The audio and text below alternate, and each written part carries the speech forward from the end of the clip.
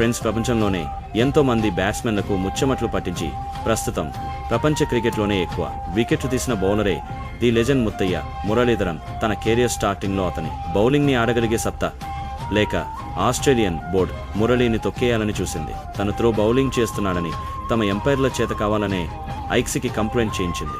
కానీ ఐక్సీ పెట్టిన ప్రతి ఒక్క టెస్ట్లో మురళీ సక్సెస్ అయ్యాడు. అయినా సరే Australia board Murali leg break వేసిన ప్రతిసారినో బాల్ ఇవ్వమని తమ ఎంపైర్లను రెచ్చగొట్టింది.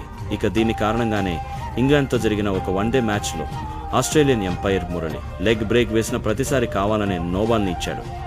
కానీ శ్రీలంకకి కెప్టెన్సీ చేస్తున్న రణతుంగ మాత్రం ఎంపైర్లతో ఆర్గ్యూ దిగాడు.